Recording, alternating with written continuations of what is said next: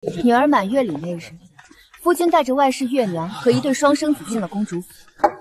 今日不是公主与驸马女儿的满月宴吗？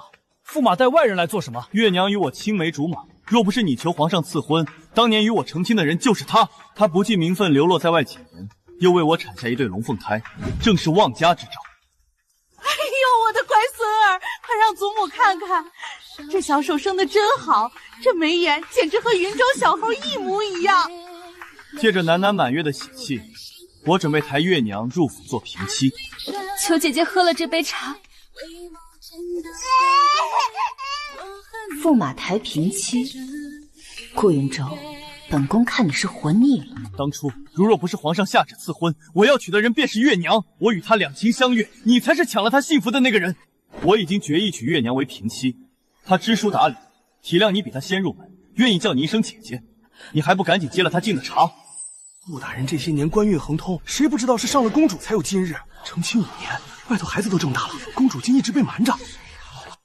你成亲时曾许诺与我一生一世一双人，你的一生一世不过5年。姐姐休怪顾郎，都是我的错。我明知他已成亲，我就该这辈子都不再见他。可命运偏偏又让我遇见顾郎。我可以不要名分，姐姐能不能让我留在顾郎身边？就算为奴为婢，我也愿意。只求姐姐给平儿和安儿一个名分，让他们有爹爹护着，不至于任人欺辱。娘亲不要哭，我也想要这个金锁。姐姐，姐姐，平儿只是想护着我，你要打要骂冲着我来，你别打她。娘亲受伤了。别怕，娘亲没事，娘亲不疼。娘亲，我也想要那个金锁，娘亲不要流血。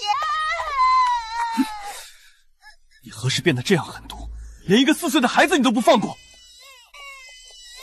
我的好孙儿，别哭，来，让祖母看看。可怜见的，我的亲孙儿就这么流落在外面，长到这么大，真是苦了你们。谁要是把你们赶走，真是要割了我的心肝肉啊！驸马居然养了外室，孩子都这么大了，天啊，他怎么敢的？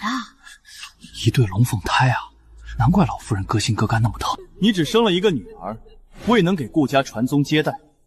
公主殿下向来又爱惜身材容貌，如今月娘给顾家生了长子，也是替你分忧，不用你再经历生育之苦，你还有何不满意？若真要按照长幼来算，你还得叫月娘一声姐姐。我娶月娘做平妻，月娘却愿意以姐姐称呼你，你还要如何？顾郎，这是逼公主认下外室啊！抱好小君主。是公主。顾云州，我是不是太给你脸了？你莫不是忘记了，你现在住的地方是本宫的公主府。说好听点你是驸马，说不好听，你不过是入赘皇家。驸马娶平妻，顾云州，是你活腻了，还是顾家的人想被诛九族？天啊，不得了了，公主打人了！就算你是公主，也是嫁进我顾家的人，身为顾家妇，岂敢为夫命？我要进宫找太后娘娘告御状，我要让我儿子休了你！休公主，老夫人真敢说，这里可是公主府啊！嫁入你顾家，老夫人不如睁开对眼看清楚，这里是公主府。顾大人是驸马，亦是入赘皇家的女婿，岂有休妻之理？什么入赘？从古至今，女人以夫为天，她就算是公主，也要出嫁从夫。老夫人，您别气坏了身子才是。都是月娘的不是，如果不是因为平儿和安儿，月娘绝不会上门打扰。戚婉柔，你就算是公主，也是我的妻子，你岂敢对夫君动手？因为是公主，所以才能罔据礼法，对夫君不敬，对婆母不孝，是吗？即便是告到圣上面前，他也不能如此包庇你。如果你乖乖应下，我自然给你正室之女，你们日后和睦相处。他又不碍着你什么事，这样不好吗？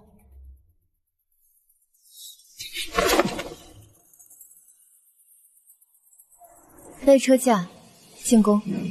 是公主。又是进宫，你一有不顺便进宫告状。齐婉柔，你除了告状还会做什么？相夫教子，温柔贤淑，你可有一样做到？你既没有为我顾家传宗接代，也不曾孝顺公婆，你有何颜面在此大呼小叫？就是，顾家娶了你，可不是请了尊祖宗回来。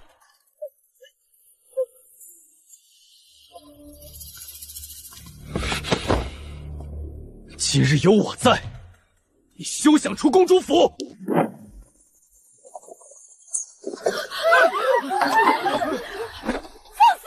谁敢拦公主？今日满月宴，内院未迎宾客，公主府侍卫都撤在外头了。驸马早有准备，公主身边今日没带护卫，这局面对公主不利。那可是安宜公主，谁敢真动手？若伤了公主和小郡主，谁担得起？而且，就算你要与我和离，楠楠也是我顾家的血脉，按惯例，她也只能跟着我。难道你也舍得下她？楠楠，母亲不会让任何人抢走你。你不是要娶沈月娘为平妻吗？我不进宫，你如何能娶？你是准备进宫求圣旨？月娘性子柔弱，又知书达理，进府后必定以你为尊。而且，这2个孩子也得称呼你一声母亲，不是？我们3个好好的，把日子过好，比什么都强。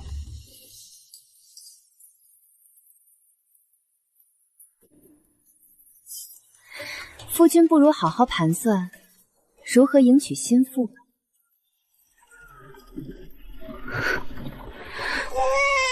公主，您刚出月子，别哭了，当心落下病。楠楠不哭。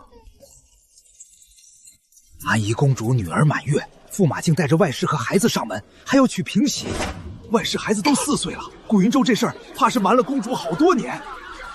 驸马娶平妻，这不是打皇家的脸吗？这下京城要热闹了。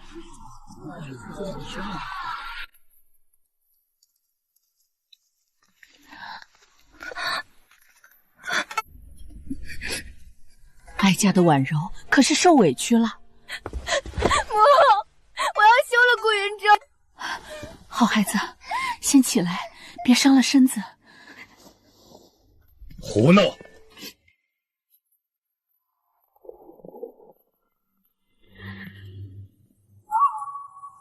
顾云州也太得意忘形了些，居然敢娶平妻。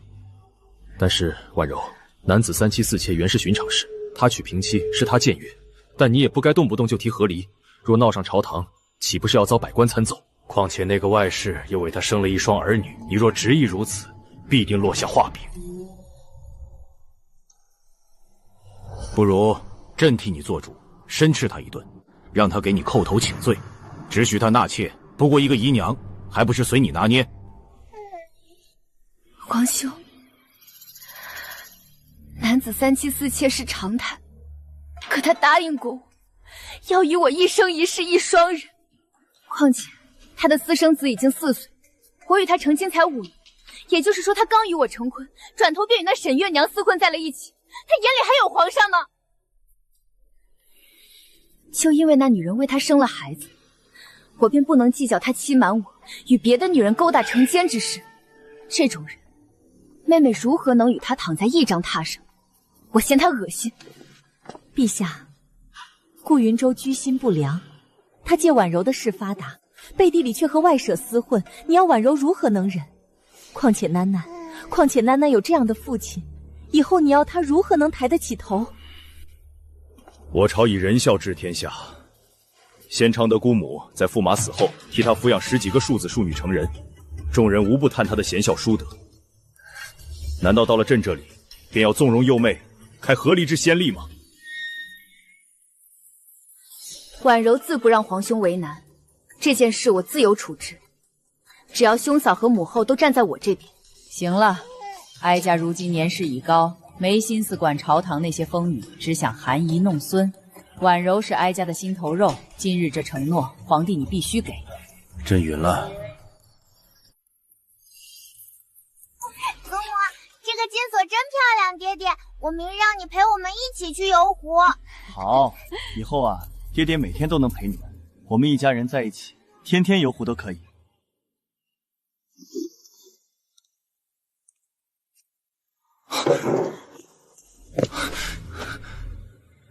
怎么样？你去求了皇上，皇上如何说？圣上说，等你娶月娘那日，自然有圣旨下来。现在你可放心了，我就说婉柔嫔庶里最是受宠，她去求皇上，公主一定答应。算你懂事，还知道为顾家考虑。月娘进门也是为你分忧，不是？公主府这么大的产业，打理起来也是累人。你又刚生了囡囡，正是要休养的时候，你不如把钟会交给月娘打理吧。老夫人，这钟妃可是……好啊，但是此时给她名不正言不顺，不如等3天后她进门再说吧。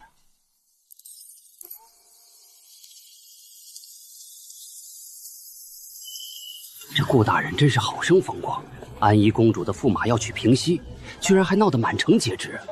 可不是嘛，这请柬都发到各家大员府上了。顾云州这次广发请柬，宾客满门，真是不怕把事情闹大。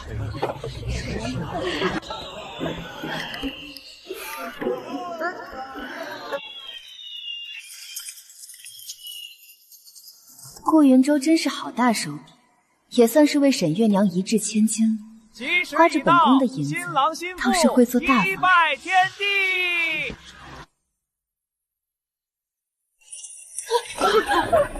圣旨到！月娘，定是皇上为我们赐婚了。圣旨到！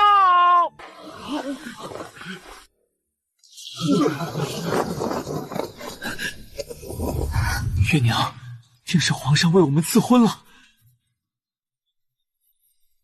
奉天承运，皇帝诏曰：驸马顾氏有负皇恩，欺瞒公主，偷养外室，且育有良子，念其旧勋，免其死罪。然皇家威严不容有失，允准安宜公主与驸马切产分居。驸马及顾氏一干人等即刻起搬离公主府，不得有误。钦此。另外，皇上还有口谕：小郡主刚出生，不能离母，自然要养育在公主府。驸马可在公主的允许下探视女儿，以免骨肉分离之苦。什么？惜产分居？顾郎，这是什么意思？不是赐婚吗？怎么要我们搬走？你不是说不想和离吗？惜产分居，就是你们所有人都带着你们顾家的东西，立刻从公主府滚出去。即便是一根针，你们都别想带走。顾云州，我们还是世俗的夫妻，只不过本宫身体不适，要避居养疾。如果你连这都不愿意，那我也只能将公主府上下都搬回到宫里去，留个空宅子给你了。到时候就变成了你欺压我，即便闹上朝堂，也不会有人帮你说一句好话。来人，给驸马搬东西。是。惜产分居，驸马这下可完蛋了。顾大人可是被扫地出门了，和离大家还能落个面子。惜产分居，驸马还是驸马，要遵守的皇家的规矩还得遵守，这岂不是空有个名头？公主府的荣华富贵，他们顾家都没关系。虽说从前公主府和侯府也是挨着的，但谁人不知，侯府早都揭不开锅了。离了公主府，他顾家能养活这么多人几日？名义上还是夫妻，实际上就是被扫地出门，各过各的了，真惨，活该！放着好日子不过，还要养外室，他怎么敢呢？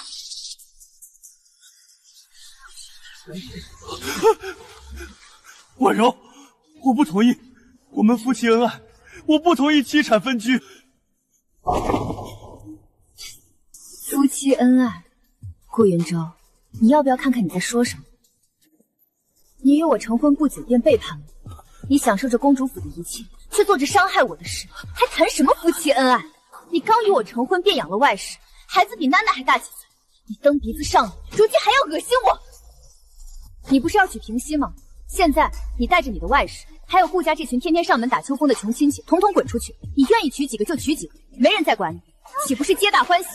让我们搬出去，你想得美！你嫁了我儿子，你的东西都是我儿子的，你自己生不出儿子，月娘给我顾家生了大孙子，你还容不得他了！你这毒妇，早就应该休了你！还有，囡囡还要叫我一声祖母，你若不把家产都给我，我就坐在这儿，我看谁敢动我！天哪，这老夫人好歹也是个诰命夫人，怎么跟个市井无赖一样？你还不知道吧？顾云舟的母亲不过是个粗使的下人出身，竟有此事，可不是吗？要不是他运气好，生了顾家唯一的儿子，加上顾家先夫人又早逝，这风兆啊，怎么轮也落不到他头上。难怪穿上龙袍也不像太子，骨子里到底是个粗鄙的下人。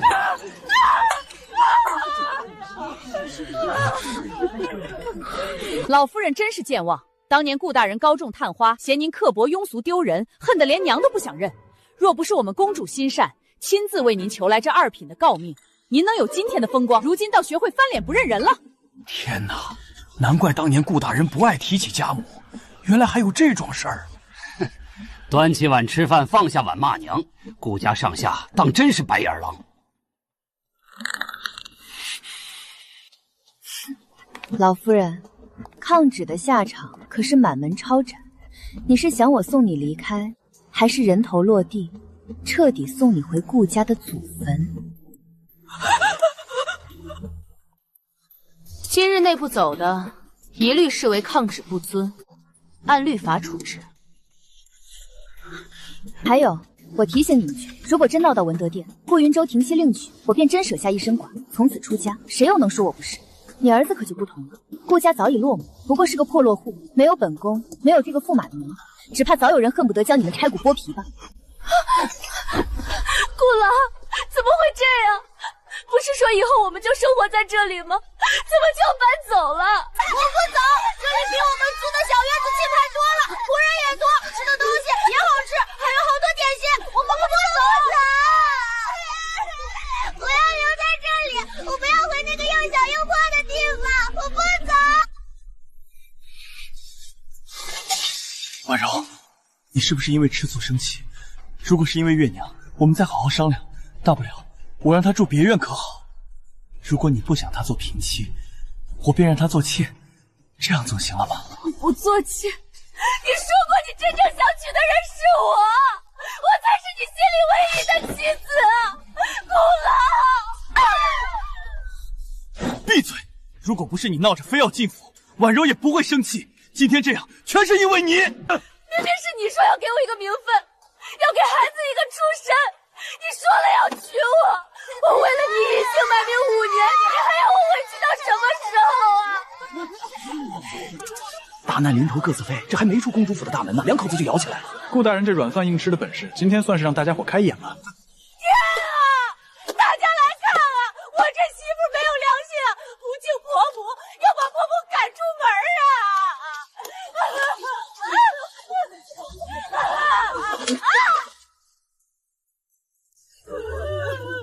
驸马爷，皇上说了，如果顾家没有人手，便由大内帮忙。隔壁侯府可还空着呢，如果不尽早搬进去，只怕要露宿街头啊！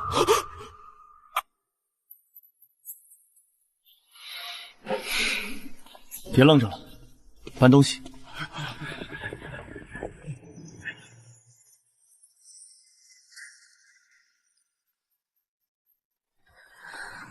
婉柔，明日赏花宴，皇嫂替你长眼。你是先帝幼女，自小养在本宫膝下，你的婚事，本宫自然要好好替你看。皇嫂，婉柔不急，还说不急。满京城的世家公子都要来，若真有中意你的，你可别羞得连头都不敢抬。婉柔生母出身不高，又早早去了，若不是皇兄红嫂照拂，婉柔哪里有今日？胡说！你是先帝的幼女，是陛下的亲妹妹，也是本宫看着长大的妹妹，谁敢轻看你？明日赏花宴，本宫让那些世家公子去御花园摘鲜花，放新女子桌前的篮子里，本宫和陛下便能看出几分心意。皇嫂怎么连这个都安排好了？你的终身大事，自然要安排妥当。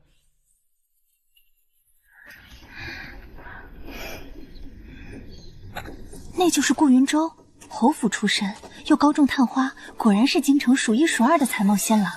不知道顾探花会把花放进谁的篮子里？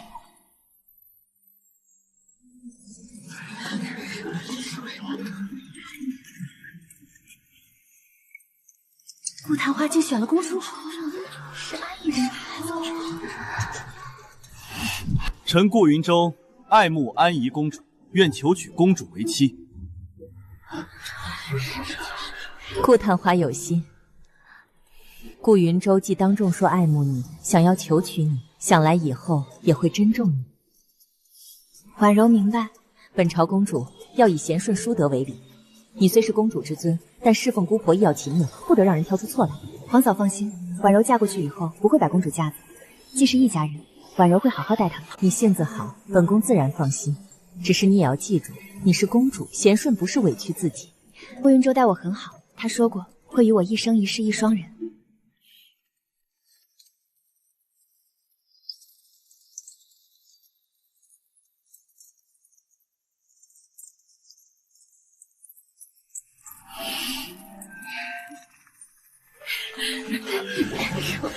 婉柔，侯府久未修缮，实在无法安居，委屈母亲和族亲先在公主府暂住几日。夫君哪里话？既然成婚，顾家人便是我的家人，安心住下便是。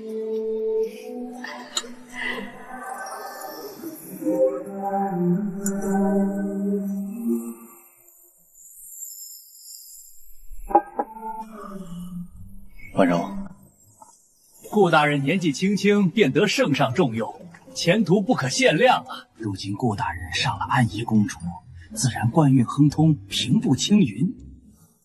二位大人过誉了。京城谁不知道，驸马爷宠妻如命，公主成亲几载都未有身孕，驸马爷也不曾怪过一句。这样的夫君真是难得。别听旁人说什么，有没有孩子都不妨碍我待你好。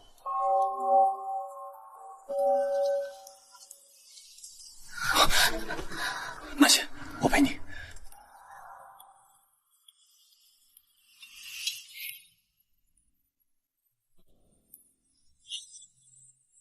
恭喜公主，公主这是有喜了。真的？千真万确。恭喜公主，恭喜驸马！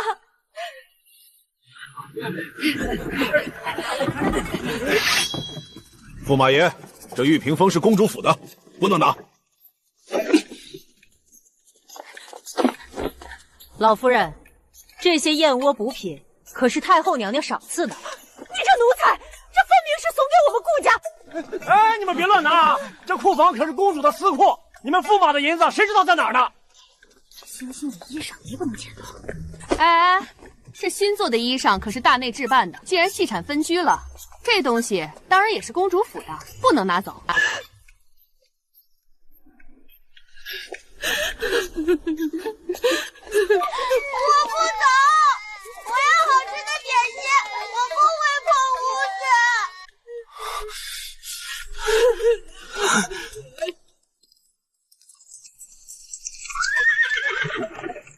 公主说了，这租马车的钱她付了，就当她孝往老夫人的。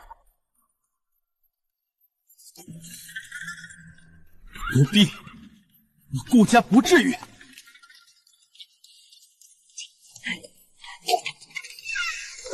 赶紧走，累死老娘了！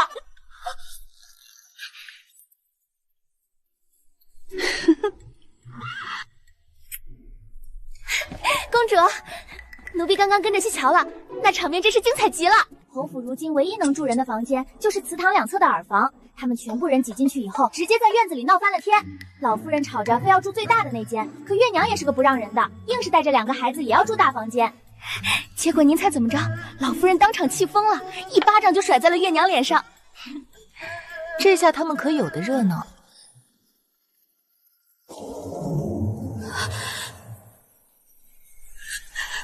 你这害人精！如果不是你，我们怎么会被赶出公主府？这个时辰是我喝完燕窝休息的时间，如今却被挤来这个小破院子里，你还要和我抢房间？顾老，你看看你母亲，怎么会被赶出？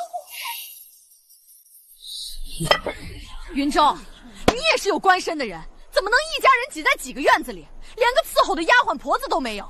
这传出去，我们顾家的脸面往哪儿放？就是你可是合法的驸马，夫妻床头打架床尾和，你怎么能同意妻产分居呢？你赶紧回去认个错，说几句好话不就行了？再不济，你去求求公主，从她那指缝里借一份银钱来，将这破落侯府好好修缮一下，再买一批下人伺候着。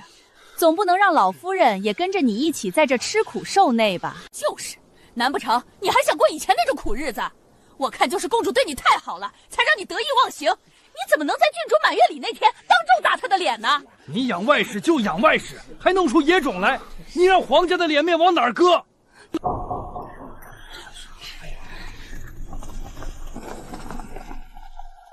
哎呀，家里还烧着火，我得赶紧回去了。对，我的买卖耽误不了，走了。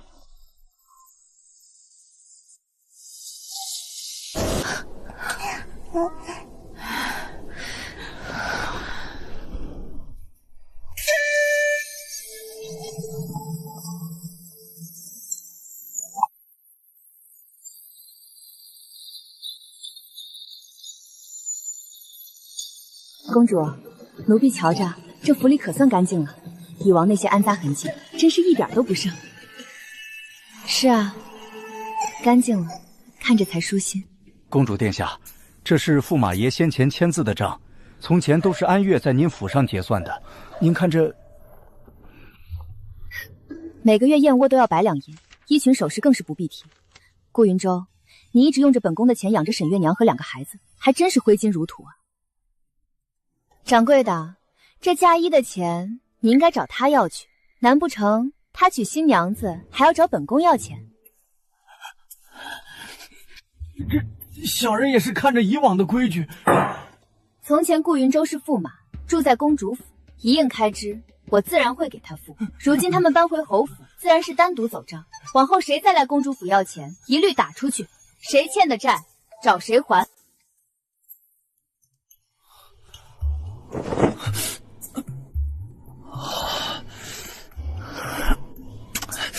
这什么破床？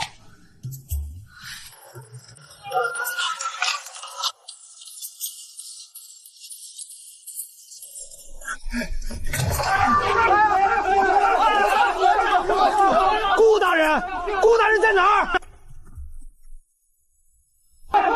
顾大人，这个账麻烦结清一下，我们看你是老主顾才给越界。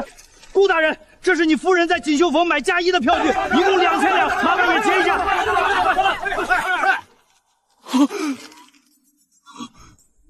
居然要8000两，这平日不是走公主府的账吗？顾大人，那是以前，如今公主说领了圣旨，息产分居，从此公主府与顾府的账都要分开走。就是哪有这么好的事儿？你欠债让别人还钱，反正今天你必须把银子付了，否则我们可上衙门告你。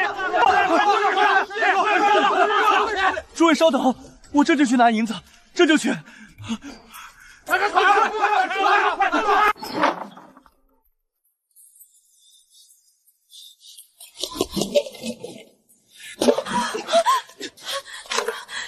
干什么？这是我的东西。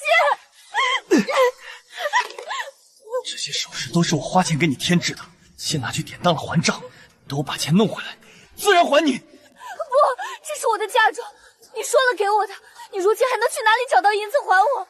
这是我和平儿安儿安身立命的东西，绝不能让你夺了去。你够兄弟！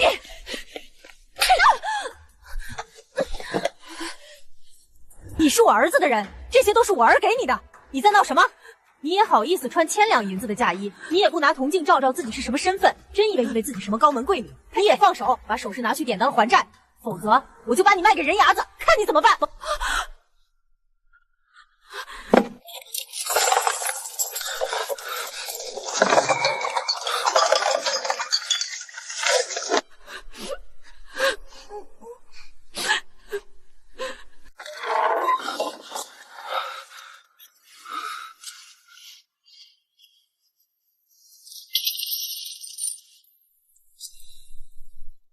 怎么就剩这么点儿？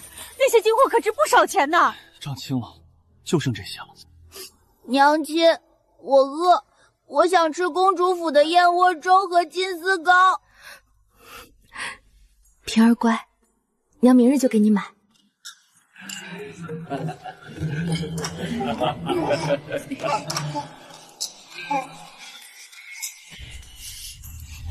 小郡主长得可真俊俏，瞧这大眼睛，真像公主殿下。可不是嘛，这皮肤粉雕玉琢的，一看就是个有福气的。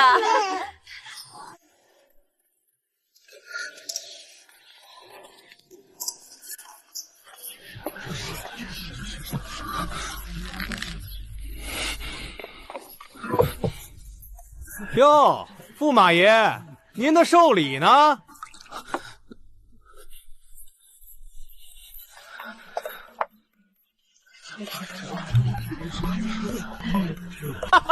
你以为这是什么场合？一块带旧了的玉佩也拿给太后贺寿，你也不怕惹恼了他老人家？以前驸马爷春风得意，从来没有将我们放在眼里，没想到得意过了头，被公主轰出门去。看来是真落魄了，连一样像样的寿礼都拿不出来。怎么说，驸马爷也是侯府出身，再破落的破落户，也不至于新衣都添置不起吧？众人说的没错，顾云舟的父亲好奢好赌，早就将剩下的一点祖财挥霍干净了。在顾云舟出生的时候，侯府最贵的东西就剩下了门口的2个铜环。为了供顾云舟科考，顾家上下更是勒紧裤腰带过日子。谁人不知道顾家是京城有名的破落户？一朝上主飞黄腾达，早就让他忘了从前窘迫的日子。如今失了势，真是现了原形。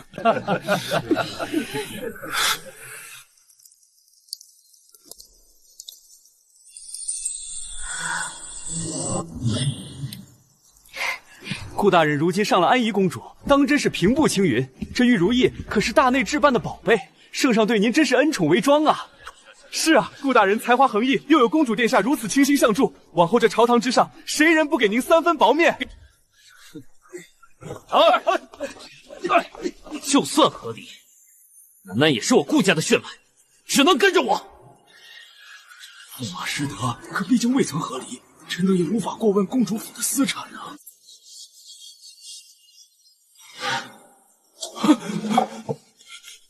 婉柔，楠楠好吗？我很想她。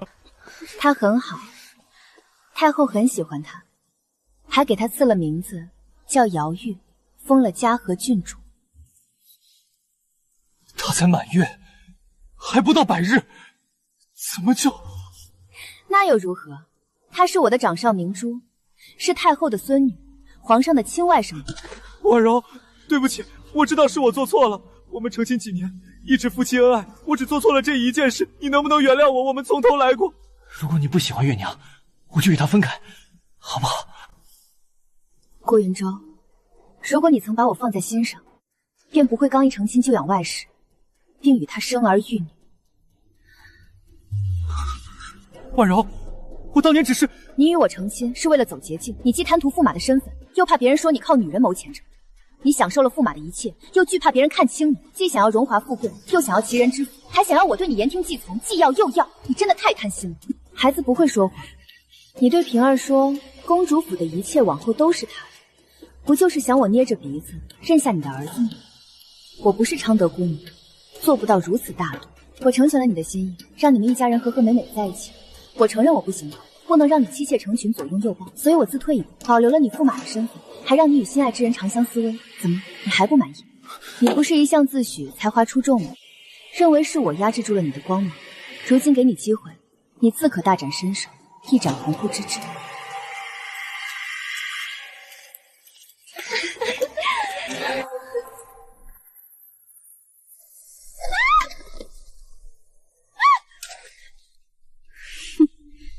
你这丧家妇！我儿子自从纳你进门，没过过一天好日子，你这丧门星啊！放屁！明明是你儿子缠着我，是他引诱良家妇女，娶了公主还来招惹我，让我为他生儿育女，却又不给名分。红话说必让平儿继承公主府，如今呢，自己都被轰了出来。顾郎，只要能守着你，月娘哪怕做牛做马也甘愿。我也怪你个太大人，把光秀送来吧！你这个死老太婆，如今吃我的喝我的，不想过了我就带着孩子走。你们别吵了，家都吵败了。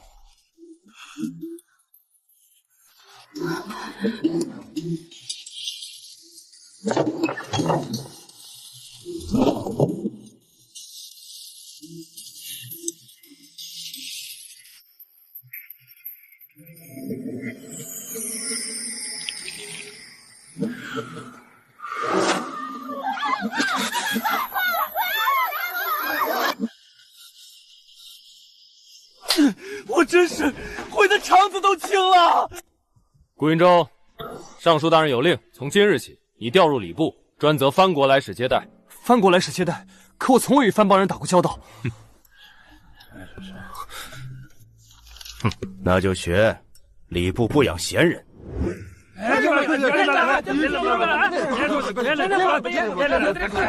顾大人，还愣着做什么？去问问使臣要什么。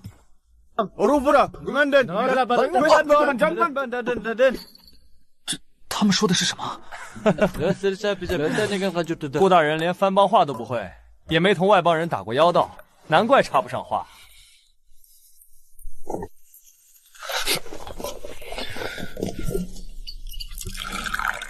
诸位使臣，请用茶。齐婉柔，你这个贱人，处处和我作对。二位兄台，如今在礼部，顾某实在是，二位能否在尚书大人面前美言几句，替顾某调个能一展宏图的差事？驸马爷，有这活干着就不错了。你做出这样的事儿，皇上却并未降罪，还给你一个体面的差事，这都是看在公主的面子上啊。就是，你若再不安生，到处瞎折腾，只怕大人们一怒之下要把你直接调去最苦的外地了。礼部派我去瓜州迎番邦来使，路途遥远，往返要几个月。月娘，你在家照顾好母亲和孩子。知道了，早去早回，家里可没银子了。沈月娘，老娘头疼，还不快把药端过来，再去烧水给老娘洗脚。我不是你家的丫鬟，你进了顾家的门就该伺候婆母，怎么过了几天苦日子就装不下去了？苦日子，这里要吃没吃，要喝没喝，连个使唤的人都没有。我跟着顾郎这些年，什么时候受过这种委屈？那是我儿子疼你，现在顾家落到这地步，还不是你这个丧门星害的？少拿我出气！是你儿子把我教养了这几年，是你儿子说让我和平儿进公主府享福。如今倒好，我不但没享成福，还要伺候你这个老妖婆！你敢骂我？我受够了！这破侯府，我一天也待不下去了。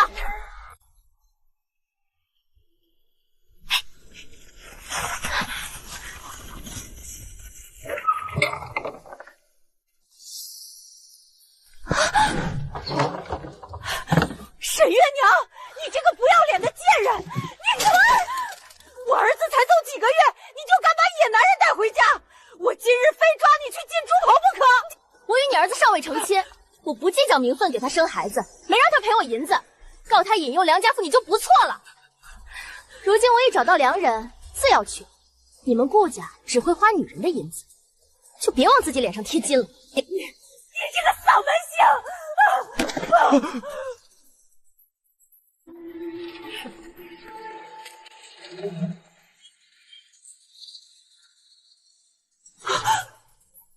沈月娘，平儿，安儿，天杀的，带着我的孙儿跑了！开门，让齐婉柔出来见我。老夫人，公主府不是您撒泼的地方。就算是细产分居，名义上我还是你婆婆，你敢不孝敬我？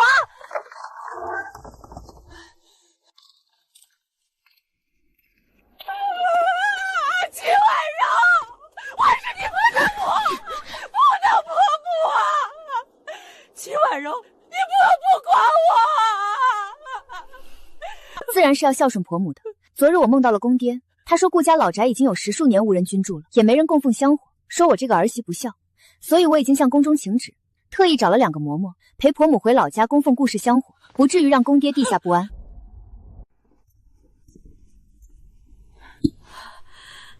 这包银子算本宫给婆母回乡供奉顾氏香火的路费。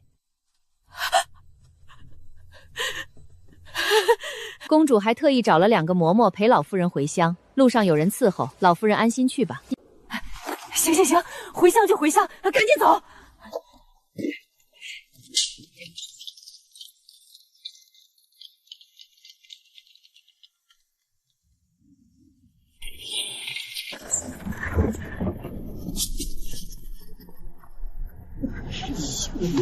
你也有今日，当初做了公主的婆婆，跟上天当了王母一样，如今被赶回来了吧？修祖屋宗祠的时候，你们还不愿意给钱，如今只能住在这些破屋子里，这就是报应。哼！齐婉柔，你这个毒妇，我做鬼也不会放过你！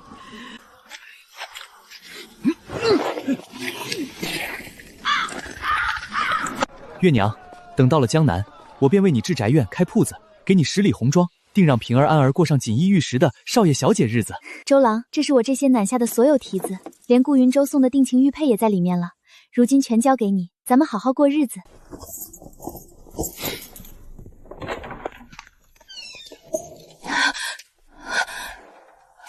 贱妇携私生儿女，也配做我周府的正头娘子？能留你母子3人一条命，已是仁至义尽。娘亲，我冷。顾云舟，你憋得我好苦啊！大夫，我求求你救救我儿子，我愿为奴为婢，偿还要钱。滚远点，哪来的叫花子？别脏了咱们医馆的门槛！谁不知道你是个被男人抛弃的没名之外士？周父，顾云舟，你们憋得我好苦！娘亲，我好难受，我冷。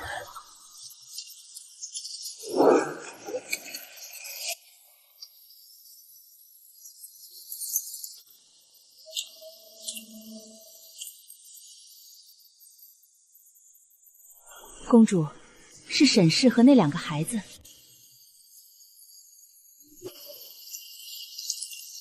公主，罪妇知错了，求公主饶过孩子。把孩子抱上船，先请大夫来看病。至于他，带上来吧。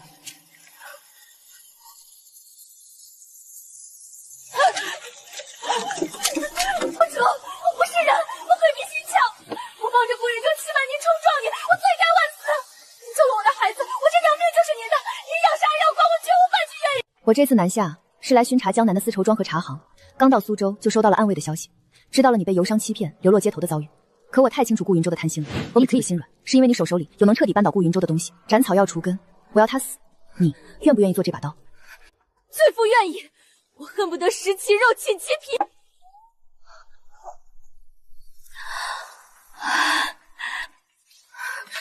公主，顾云舟他从一开始就没对您动过半分真心。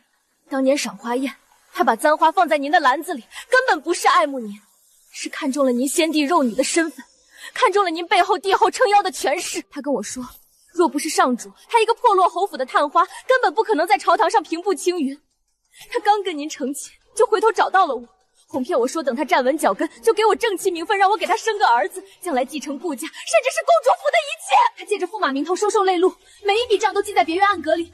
他在礼部挪用接待藩邦使臣的公款，甚至私下勾结藩邦商人，倒卖朝廷禁运的铁器和茶叶，这些我都有账本和信息为证。你既肯交出这些，我便保你和孩子平安，但前提是你要跟我一起让他付出代价。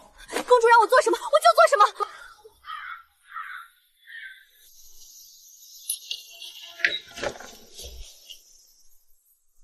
月娘，月娘，母亲，平儿，啊，人呢？顾大人，您可算回来了。您刚一走，沈月娘和老夫人就天天闹，院子里没一天清静。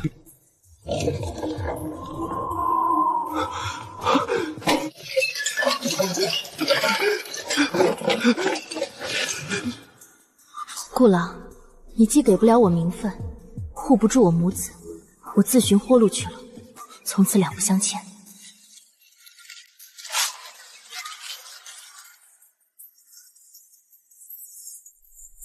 沈月娘，贱人，连你也敢背叛我！爷，老家传来消息，老夫人死在老宅耳房了，尸体都臭了，才被扔去乱葬岗。哈哈哈，齐婉柔，若不是你不肯忍下这口气，我依旧是风光无限的驸马爷。是你毁了我，是你毁了顾家。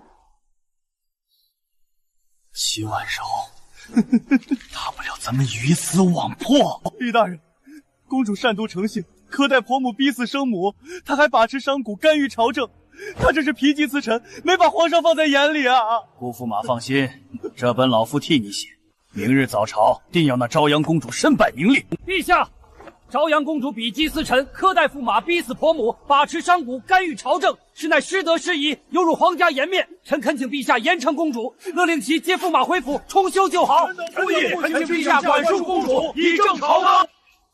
公主，顾云舟疯了，他勾结御史李松，在朝堂上弹劾你，满朝文武都在看您的笑话呀！慌什么？可是我正愁没机会把他彻底踩死，他倒是自己送上门来了。跳梁小丑罢了，蹦跶得越高，摔得越惨。陛下有旨，宣安宜公主齐婉柔即刻入宫觐见。公主，这可如何是好？李宋那老蹄子在朝堂上把您说得如此不堪，顾云舟又在一旁煽风点火，满朝文武都看着呢。慌什么？越是这种时候，越要沉得住气。顾云舟以为拉上李松就能扳倒我，他也太消遣我齐家的女儿。准备好了吗？今日就是我们讨回公道的日子。公主放心，民女都准备好了，只要能让顾云轩那个畜生付出代价，民女什么都不怕。好，记住，一会儿在御书房，不管顾云舟说什么，你都不要慌，把你知道的原原本本的说出来就好。有我在，没人能伤得了你和孩子。陛下，安宜公主擅妒成性，苛待驸马，逼死婆母，不让父女相见，更是借着皇家名号大肆经商，与民争利，甚至干预朝政，此等行径实乃皇家之耻。若不严惩，何以服众？何以正天下风气？陛下，臣冤枉啊！臣与公主成婚5年，对她一心一意，恭敬有加，可她却因臣有庶子，便怀恨在心，处处刁难臣，还将老夫人赶回乡下，致使老夫人抑郁而终。如今更是连臣见女儿一面都不许，臣实在是走投无路，才恳请陛下为臣做主啊！陛下，李御史所言极是，请陛下严惩公主，勒令公主接驸马回府，重修旧好。皇后，你怎么看？陛下，臣妾以为此事恐有蹊跷。婉柔自幼在宫中长大，性情虽轻，却绝非擅妒蛮横之人。更何况她是先帝最疼爱的幼女，陛下您亲自教养长大的，她的品行，陛下难道还不清楚吗？不如等婉柔来了，问清楚再说。皇后娘娘此言差矣。人心隔肚皮，公主在宫中时自然乖巧懂事，可出家后被权力迷了心窍，做出这等失德之事也并非不可能。如今证据确凿，驸马便是人证，还请陛下不要徇私。安宜公主到。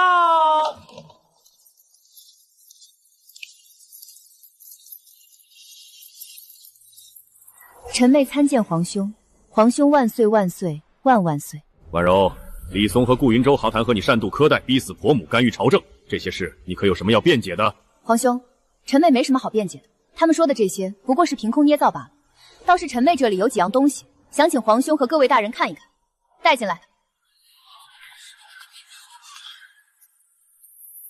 你怎么会在这里？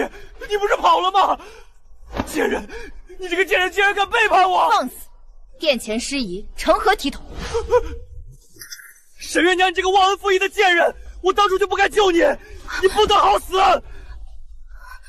顾云舟，我没有忘恩负义，是你先骗了我，毁了我的一辈子。我今天来，就是要揭穿你的真面目。陛下，民女沈月娘有本要奏：驸马顾云舟借着皇家名头收受贿赂，挪用公款，勾结藩邦，倒卖禁品，桩桩件件都有证据在此。一派胡言！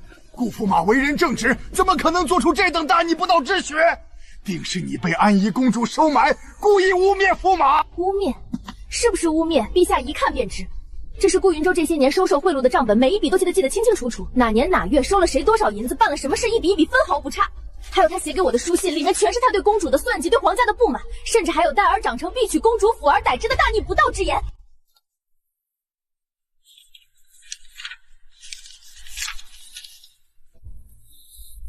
顾云轩，你好大的胆子！陛下，臣冤枉，这些都是他伪造的，是他和公主合起伙来陷害臣，陛下明察。伪造？顾云舟，你敢说这账本上的字迹不是你的吗？你敢说这些书信不是你写给我的吗？当年你在礼部当差，挪用了3万2千藩邦使臣的公款，给我买了城南的那座宅院，这件事你忘了吗？还有你私下里和藩邦商人勾结，倒卖朝廷禁运的铁器和茶叶，每次交易的地点和时间我都记得清清楚楚。你跟我说，若不是上主你一个破落侯府的探花，根本不可能在朝堂上平步青云。你说你从来没有爱着公主，你爱的人只有我，哄我承诺将来让平儿继承公主府的一切，你教平儿动手打小郡主，教她喊着要当世子，这些难道都是假的吗？被你骗了5年，无名无事生儿育女，每天躲在阴暗的角落里见不得光。我以为你是真心爱我，可到头来，我不过是你谋夺家产的一颗棋子。你落难的时候，转头就把所有过错都推到我身上，骂我是贱人，弃我母子3人于不顾。若不是公主仁慈，我和孩子早已死在了江南的雨里。顾云峥，你狼心狗肺，丧尽天良，你所做的一切都该付出代价。全是伪造的！你们串通好了陷害我，陛下，臣冤枉啊！皇兄，这里还有顾云舟与李御史私下往来的信件，里面不仅写了要联手弹劾臣妹，更是写了不少攻击皇兄、偏袒皇亲、罔顾礼法的大逆不道之言，甚至还有勾结外地王的蛛丝马迹。放肆！李松，你好大的胆子，竟敢结党营私，勾连外臣，非议君上！朕看你是活腻了，臣冤枉，陛下明察呀，臣冤枉啊！奉天承运皇帝诏曰：李松结党乱政，革职下狱，抄家流放。顾云舟被主妄议贪赃枉法，削去驸马宗籍，贬为庶民，流放3000里极北充军，永世不得回京。不，陛下，臣是驸马，臣不要流放，陛下饶命啊！徐婉柔、沈月娘，你们不得好死！我做鬼也不会放过你们！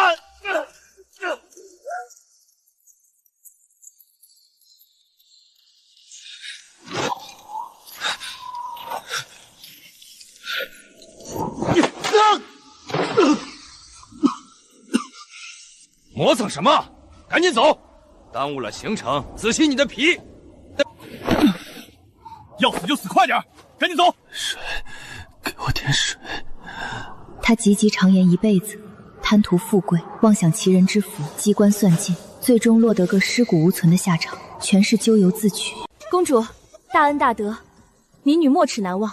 如今顾云舟已死，民女心愿已了，就此拜别公主。我带着孩子去江南谋生，绝不再踏足京城半步，也不会再给公主任何麻烦。江南的丝绸庄，我给你留了一个绣坊的差事，书信给掌柜的，他会安排好。你带着孩子好好过日子，教孩子走正路，别再重蹈覆辙。后来听说他在江南的绣坊做得风生水起，成了当地小有名气的绣娘，2个孩子也进了学堂读书，平平安安，自食慈力。